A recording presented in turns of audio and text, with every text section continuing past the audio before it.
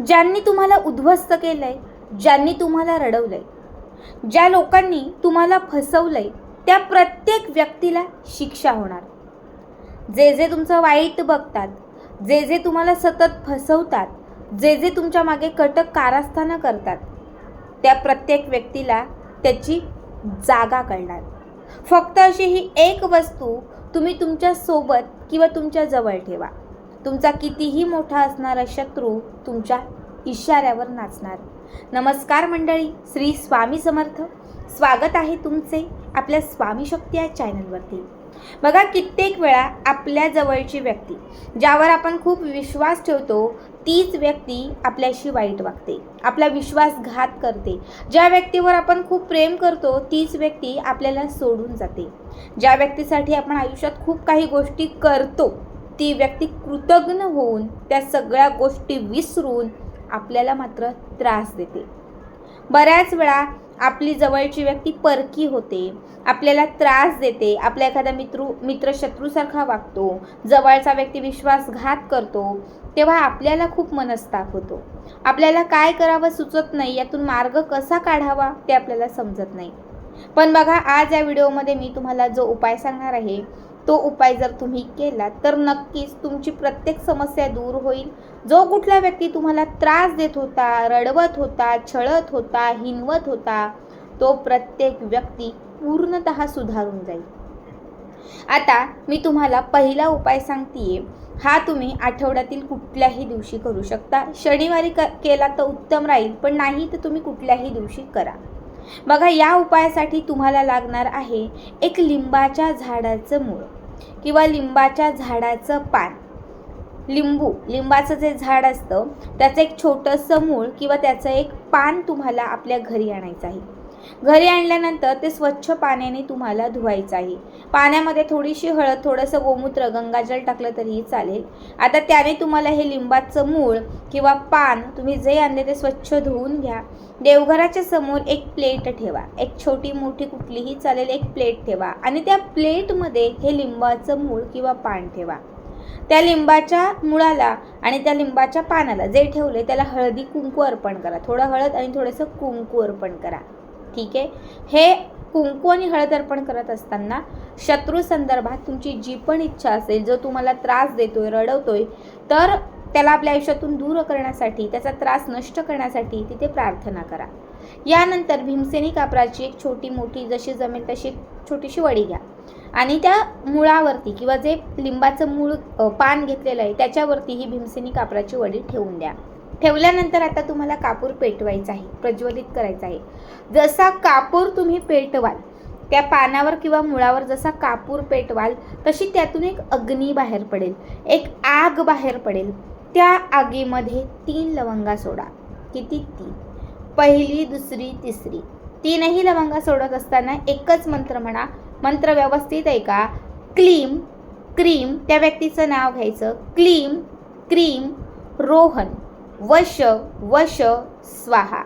क्लीम cream Rahul वश वश स्वाहा. क्लीम क्रीम तृप्ती वश वश स्वाहा. क्लीम क्रीम रीना वश वश स्वाहा. जी नावं मी घेतली तिथे तुम्हाला ज्या व्यक्तीची नावं घ्यायची त्या व्यक्तीची नावं घ्या आणि 3 लवंगा एक एक करत, तिथे एकदाच 3 नाही टाकायची, एक एक करत 3 लवंगा जाळायच्या. लवंगा जळाल्या, अर्धवट राहिल्या तरीही चालतील, पण थोड्या जळतील तेवढ्या जळतील. लवंगा जळून झाल्या की त्याच्यानंतर तिथेच बसून, बघा, तिथेच बसून हात जोडून ज्या व्यक्तीसाठी हा उपाय करताय, जो शत्रू दूर करण्यासाठी हा उपाय करताय, तो तुमच्या पायाशी आलाय, तुमच्या समोर रडतोय, तुमच्याकडे दयेची भीक मागतोय, असं एक चित्र डोळ्यासमोर उभं करा. 5 मिनटं पूर्ण पॉझिटिव्ह वेवमध्ये राहा आणि मग त्याच्यानंतर उठून पायावर, हातावर थोडं पाणी घ्या आणि मग बाकीचं तुम्हाला जे करायचं ते करा. ज्या दिवशी हा उपाय कराल त्या दिवसापासून सलग 3 दिवस करा. आज मी केलंय तर उद्या, परवा, म्हणजे आज संध्याकाळी 7ला करते तर 3 दिवस 7 वाजताच करा. आज मी 4ला करते तर 4 वाजता करा. कितीही वाजता तुम्ही करा, पण 3 दिवस सलग टायमिंग तोच ठेवा. आता ते मूळ किंवा जे पान लिंबाचं घेतलेलं आहे ते देवघराच्या समोरून उचलायचं का? तर नाही. 3 दिवस ते तसंच ठेवायचं. तिसऱ्या दिवशी हा उपाय करून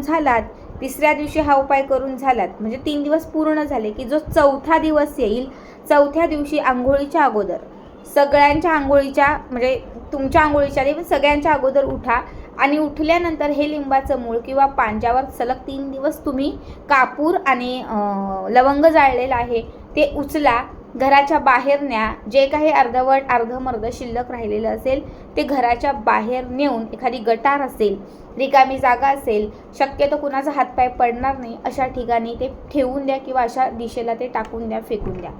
घरात येण्यापूर्वी थोडंसं हातापायावर पाणी घ्या आणि मग अंघोळ करा.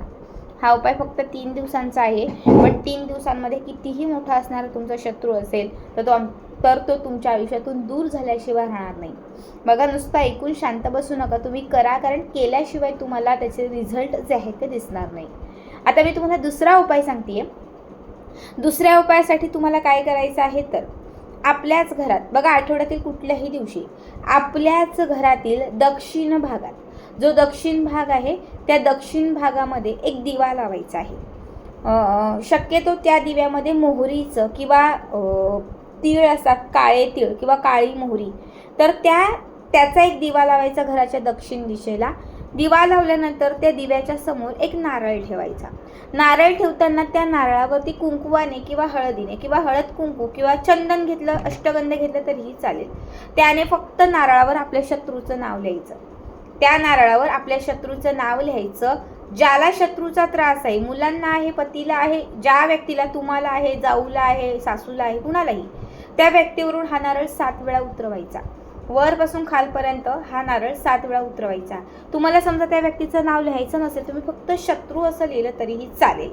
ठीक आहे. आता हा जो नारळ आहे हा तुम्हाला त्या दिव्याच्या समोर दक्षिण दिशेला ठेवायचा आहे. यानंतर तुम्हाला एक मोठं भांडं घ्यायचं आहे, घमेलं असेल, मोठा टोप असेल, आणि ते तुम्हाला त्या दिव्यावरती ठेवायचं आहे, झाकून ठेवायचं आहे. दिवा आणि नारळ तुम्हाला मोठ्या भांड्यामध्ये उतरवल्यानंतर तिथे ते झाकून ठेवायचं आहे. रात्रभर तुम्हाला ते तसंच तिथेच ठेवायचं आहे, उचलायचं नाही, काहीच नाही. दुसऱ्या दिवशी, ज्या दिवशी हा उपाय कराल, शक्यतो हा उपाय पण मंगळवारी किंवा शनिवारी करावा, खूप पॉवरफुल आहे. दुसऱ्या दिवशी काय करायचं तर आंघोळीच्या अगोदर, सकाळी आंघोळीच्या अगोदर आपल्याला उठायचं आहे आणि उठल्यानंतर हे वरचं भांडं थोडंसं बाजूला करायचं आहे.